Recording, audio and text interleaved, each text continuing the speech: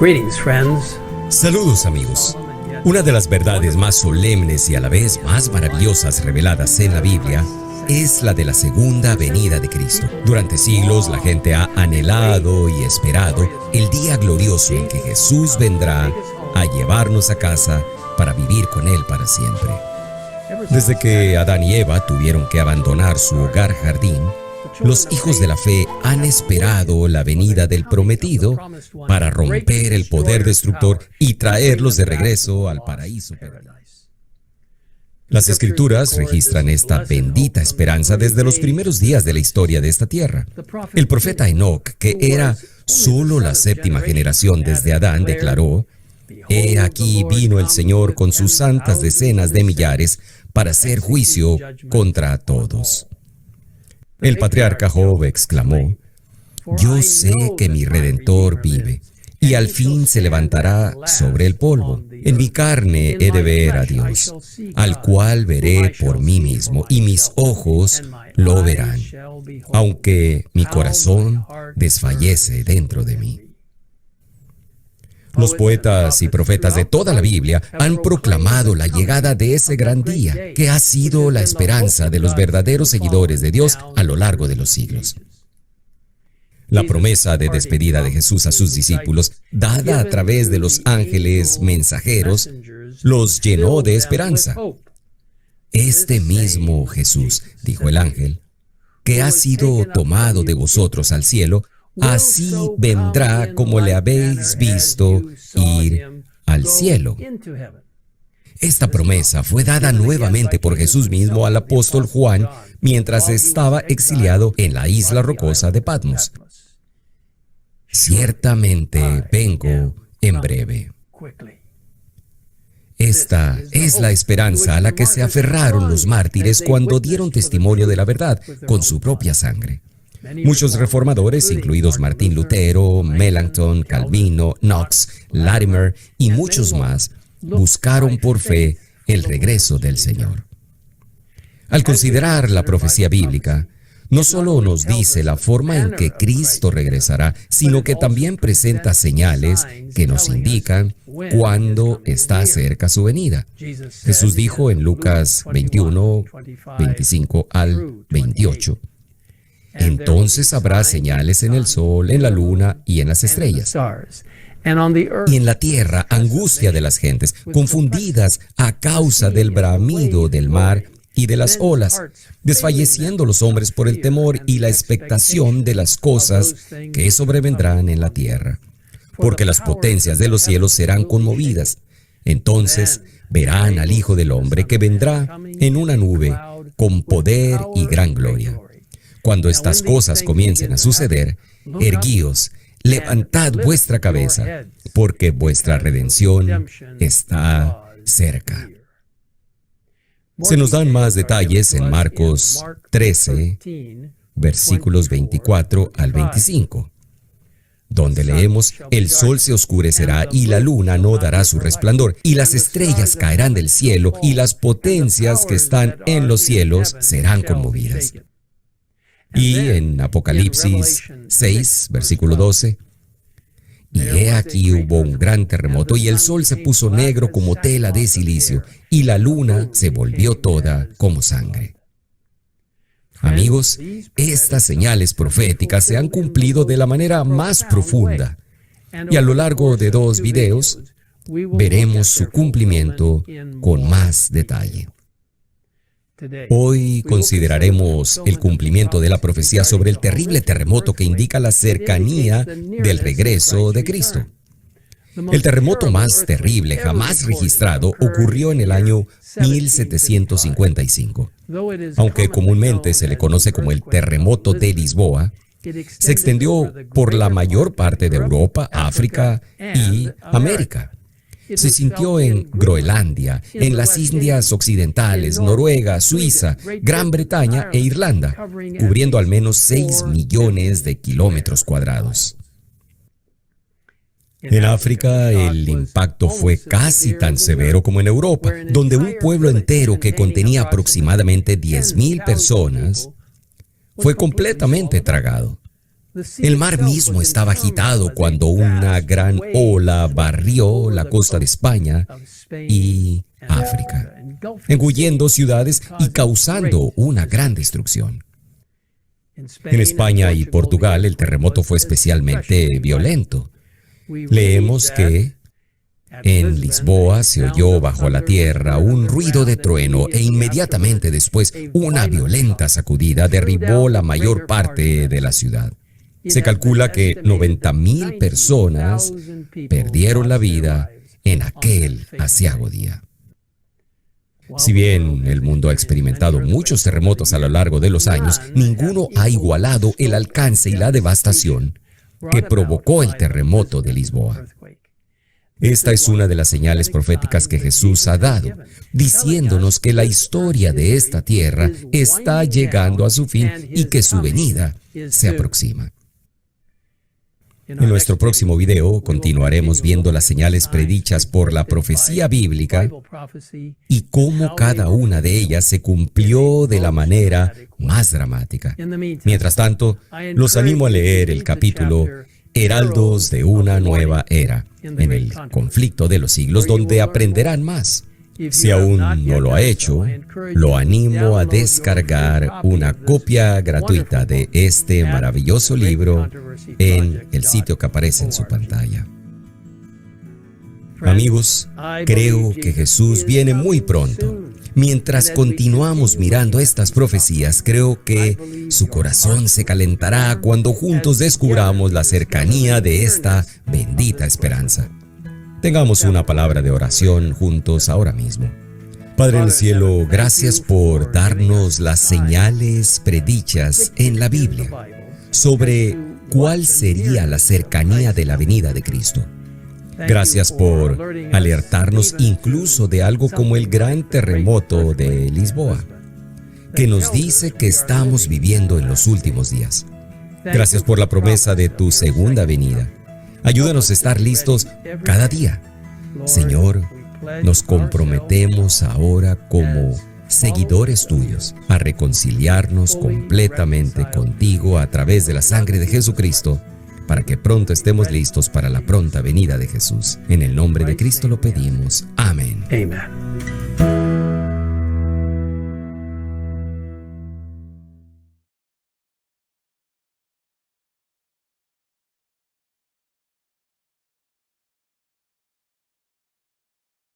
El Ministerio Conéctate a Jesús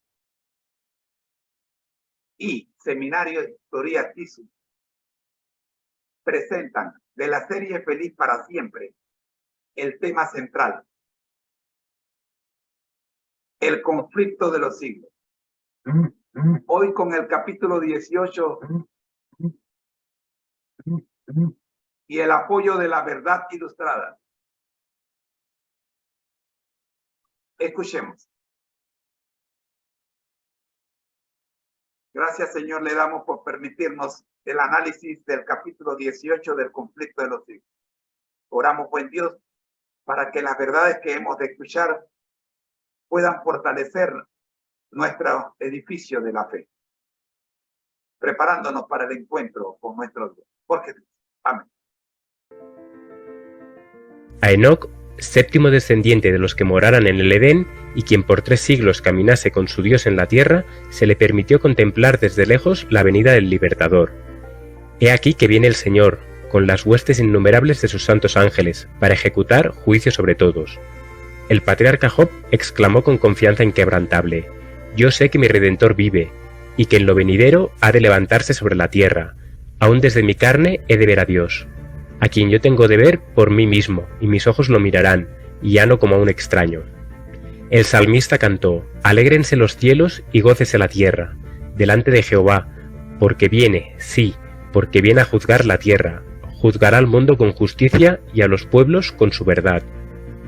El profeta Isaías dice: Despertad y cantad vosotros que moráis en el polvo, porque como el rocío de hierbas es tu rocío, y la tierra echará fuera a los muertos. Vivirán tus muertos, los cadáveres de mi pueblo se levantarán, y se dirán aquel día: He aquí, este es nuestro Dios, lo hemos esperado, y Él nos salvará. Este es Jehová, lo hemos esperado, estaremos alegres y nos regocijaremos en su salvación. Habacuc, también arrobado en santa visión, contempló la venida de Cristo. Viene Dios desde Temán, y el Santo desde el monte Parán. Su gloria cubre los cielos, y la tierra se llena de su alabanza. También su resplandor es como el fuego, separa y mide la tierra, echa una mirada y hace estremecer las naciones. Cuando el Salvador estuvo a punto de separarse de sus discípulos, los consoló en su aflicción con la seguridad de que volvería. No se turbe vuestro corazón. En la casa de mi Padre hay muchas mansiones. Voy a prepararos un lugar, y cuando haya ido y os haya preparado un lugar, volveré y os tomaré conmigo. Cuando el Hijo del Hombre venga en su gloria acompañado de todos sus ángeles, se sentará en su trono de gloria. Serán congregadas delante de él todas las naciones. Los ángeles que se rezagaron en el monte de los Olivos después de la ascensión de Cristo repitieron a los discípulos la promesa de su retorno. Este mismo Jesús que ha sido tomado de vosotros al cielo, así vendrá del mismo modo que lo habéis visto ir al cielo. El apóstol Pablo testifica: el Señor mismo, con voz de mando, con voz de arcángel y con trompeta de Dios, descenderá del cielo.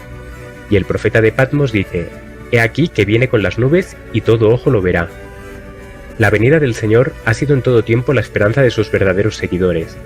La promesa de despedida del Salvador sobre el monte de los Olivos, de que volvería, iluminó el futuro para sus discípulos y llenó sus corazones con gozo y esperanza, que las penas no podían apagar ni las pruebas disminuir. Cuando los cristianos de Tesalónica, agobiados por el dolor, enterraban a sus amados que habían esperado vivir hasta ser testigos de la venida del Señor, Pablo, su maestro, les recordaba la resurrección, que se verificaría cuando viniese el Salvador. Entonces los muertos en Cristo resucitarían, y juntamente con los vivos serían arrebatados para recibir a Cristo en el aire, y así estaremos siempre con el Señor. Consolaos pues los unos a los otros con estas palabras. En la rocosa Patmos, el discípulo amado oyó la promesa: ciertamente vengo en breve, y su anhelante respuesta expresa la oración de la Iglesia durante todo su peregrinaje: sí, ven, Señor Jesús. Desde la cárcel, la hoguera y el patíbulo, donde los mártires dieron testimonio, ellos esperaban al Señor que debía venir del cielo en las nubes con la gloria de su Padre. Los valdenses acariciaban la misma fe. Wycliffe aguardaba la aparición del Redentor como la esperanza de la Iglesia. Lutero declaró: estoy verdaderamente convencido de que el día del juicio no tardará más de 300 años. Melanchthon decía: este viejo mundo no está lejos de su fin.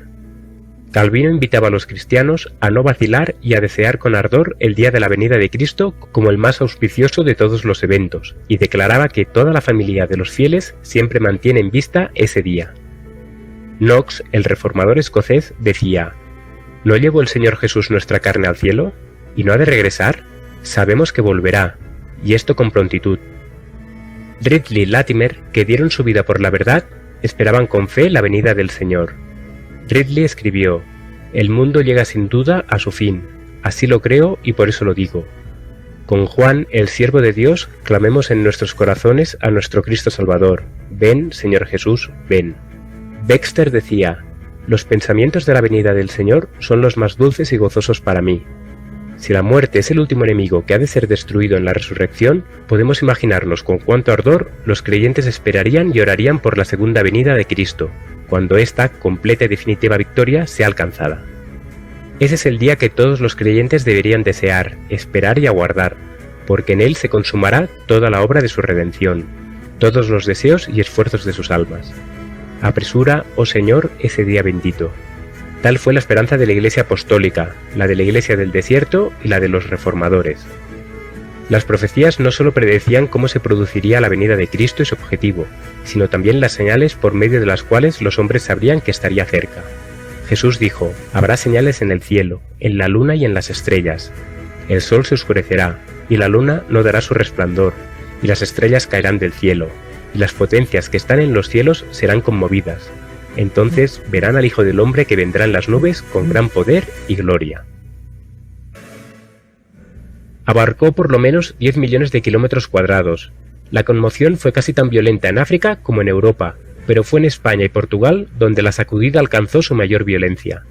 En Lisboa, en unos 6 minutos murieron 60.000 personas. El terremoto sobrevino en un día de fiesta, cuando las iglesias y los conventos estaban llenos de gente. Pocas fueron las personas que escaparon. Se calcula que 90.000 personas perdieron la vida en ese aciago día. 25 años después apareció la siguiente señal mencionada en la profecía: el oscurecimiento del sol y la luna.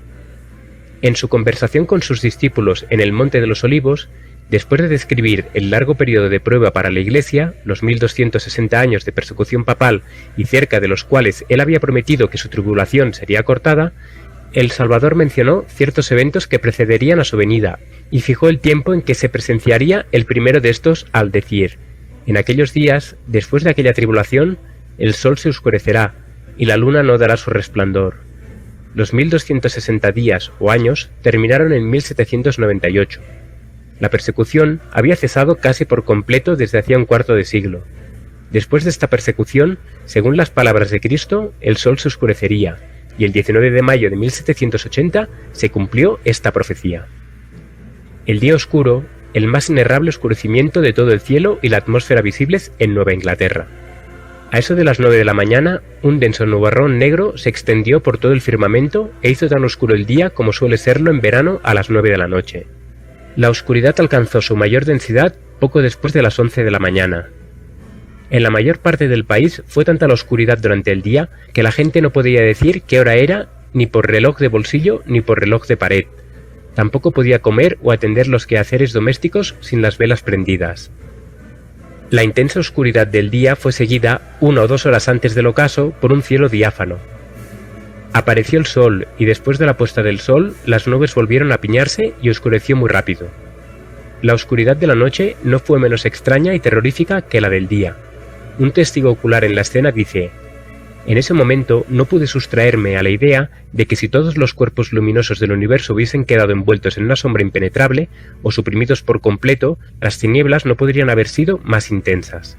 Aunque esa noche la luna llegó a su plenitud a las 9, no logró en lo más mínimo disipar las sombras sepulcrales. Después de medianoche desapareció la oscuridad, y cuando la luna volvió a verse, parecía de sangre. El 19 de mayo de 1780 figura en la historia como el día oscuro. Desde tiempos de Moisés no se ha registrado jamás periodo alguno de oscuridad tan densa y de igual intensidad y duración.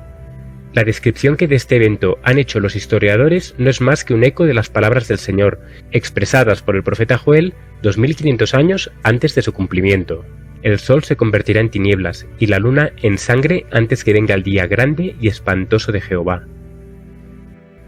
Cristo había mandado a sus discípulos que se fijasen en las señales de su advenimiento y que se alegrasen cuando viesen las señales de que su rey venía. Dijo: cuando estas cosas comiencen a suceder, erguíos y levantad vuestra cabeza, porque vuestra redención está cerca.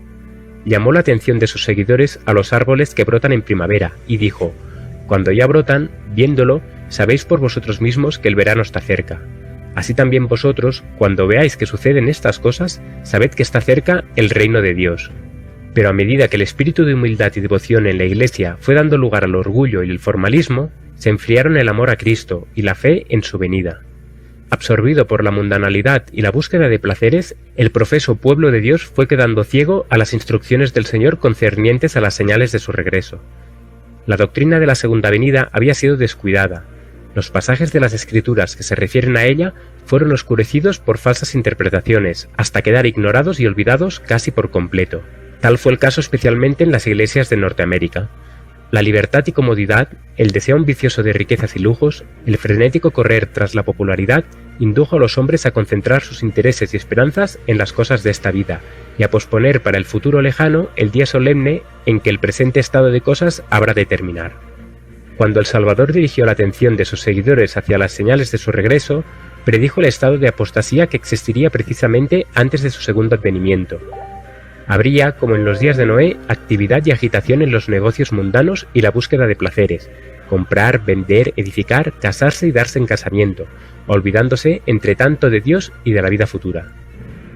La condición de la Iglesia en este tiempo está descrita en las palabras del Salvador en el Apocalipsis: tienes nombre de que vives y estás muerto. Y quienes no quieren dejar su indolente descuido les dirige la solemne advertencia: si no velas, vendré sobre ti como ladrón y no sabrás a qué hora vendré sobre ti.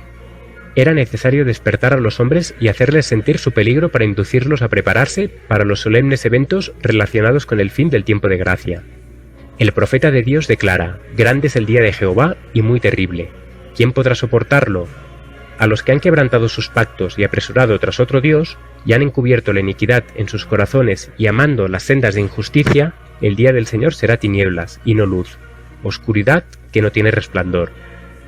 El profeta Jeremías, al mirar hacia el futuro y ese tiempo terrible, exclamó: «Se conmueve mi corazón, no puede estar quieto, por cuanto has oído, oh alma mía, el sonido de la trompeta y la alarma de guerra. Destrucción sobre destrucción es anunciada. Día de ira es aquel día, día de apretura y de angustia, día de devastación y desolación, día de tinieblas y de espesa oscuridad, día de nubes y densas tinieblas, día de trompeta y de grito de guerra. He aquí que viene el día de Jehová para convertir la tierra en desolación, y para destruir de en medio de ella a sus pecadores». Ante la perspectiva de ese gran día, la palabra de Dios exhorta a su pueblo del modo más solemne y expresivo a que despierte de su letargo espiritual, y a que busque su faz con arrepentimiento y humillación. Tocad trompeta en Sión, tiemblen todos los moradores de la tierra, porque viene el día de Jehová, porque está ya cercano. Proclamad riguroso ayuno, convocad asamblea solemnísima, reunid al pueblo, congregad a los ancianos, juntad a los muchachos y hasta los niños de pecho, lloren los sacerdotes y ministros de Jehová.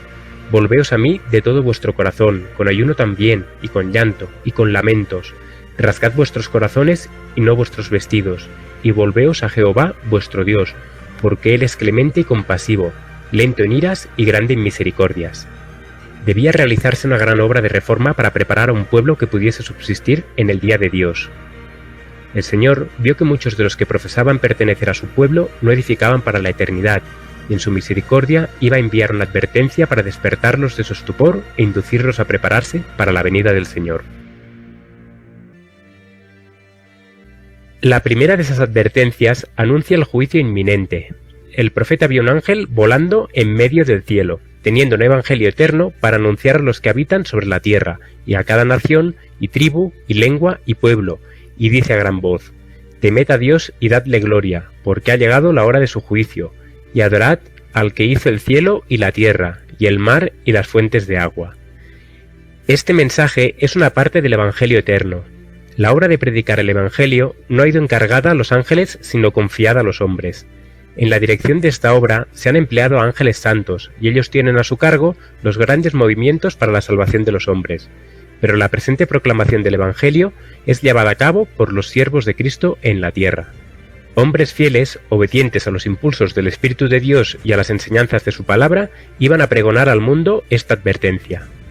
Eran los que habían estado atentos a la firme palabra profética. Habían estado buscando el conocimiento de Dios más que todos los tesoros escondidos, y el Señor les reveló los grandes asuntos del reino. La comunión íntima de Jehová es con los que le temen, y a ellos hará conocer su pacto. Los que comprendieron esta verdad y se dedicaron a proclamarla no fueron los teólogos eruditos. Si estos hubiesen sido centinelas fieles y hubieran escudriñado las Escrituras con diligencia y oración, habrían sabido qué hora era de la noche. Las profecías les habrían revelado los eventos que estaban por realizarse. Pero tal no fue su actitud, y hombres más útiles proclamaron el mensaje. Los que se apartan de la luz que Dios les ha dado o no la procuran cuando está a su alcance son dejados en tinieblas. Pero el Salvador declara: «El que me sigue no andará en tinieblas, sino que tendrá la luz de la vida». Cualquiera que con sinceridad de propósito trate de hacer la voluntad de Dios al seguir atentamente la luz que ya le ha sido dada, recibirá aún más. Cuando se produjo la primera venida de Cristo, los sacerdotes y escribas de la ciudad santa, a quienes fueran confiados los oráculos de Dios, habrían podido discernir las señales de los tiempos y proclamar la venida del prometido.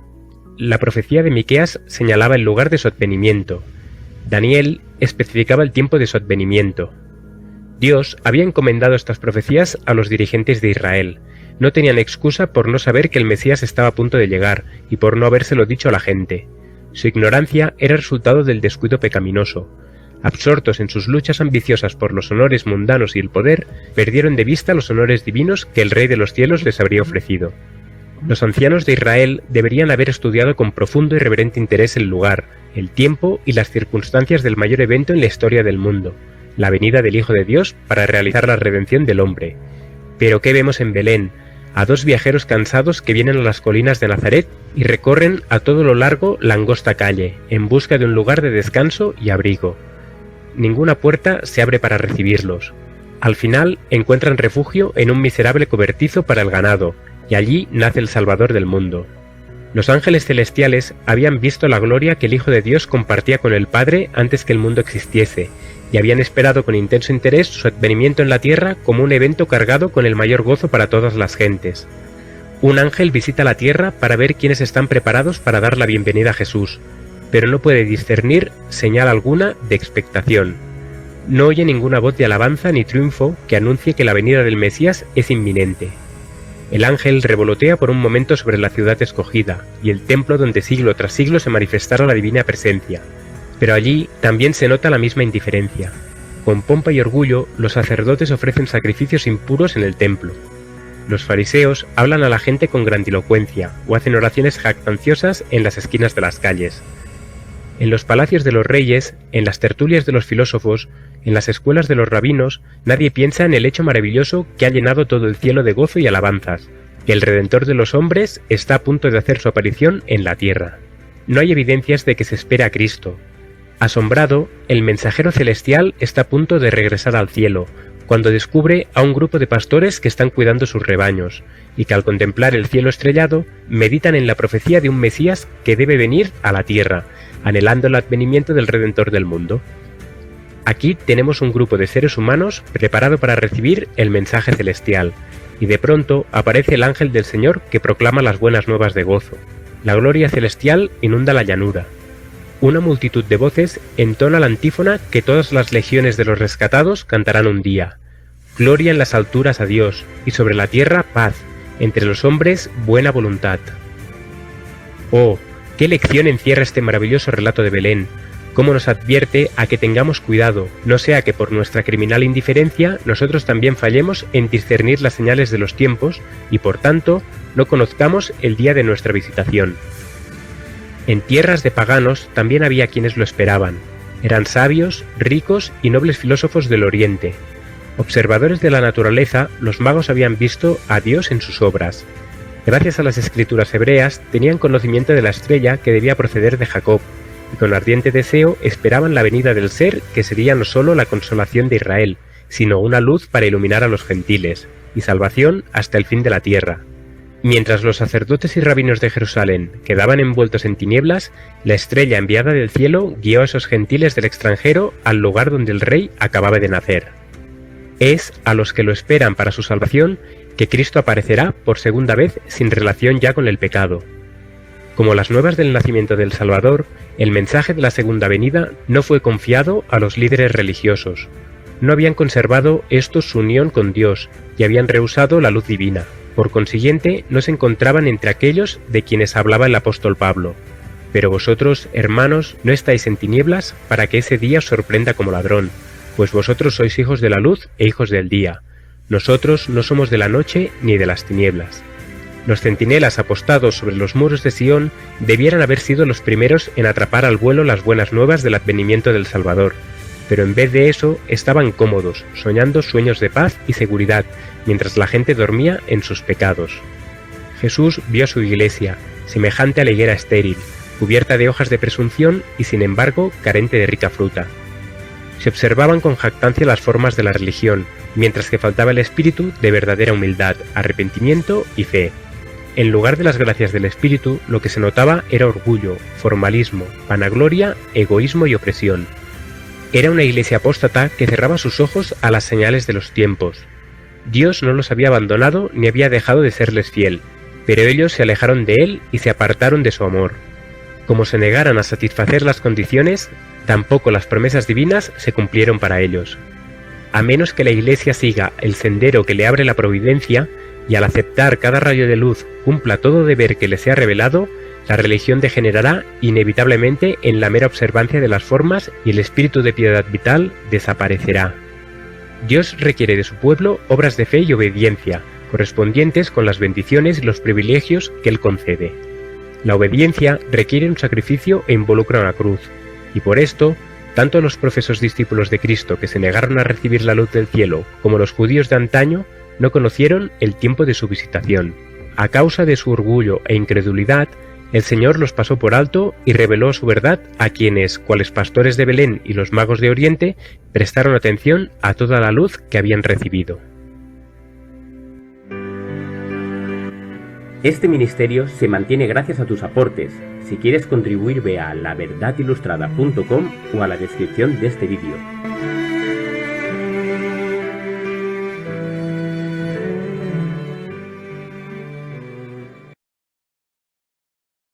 Estamos agradecidos con La Verdad Ilustrada por el análisis brindado del capítulo 18 del Conflicto de los Siglos, Heraldos de una Nueva Era. Ha sido una presentación del Ministerio Conéctate a Jesús en la voz de su hermano en Cristo, José Moreno. Les esperamos mañana, cuando seguiremos estudiando el capítulo 18 del Conflicto de los Siglos, Heraldos de una Nueva Era. Bendiciones.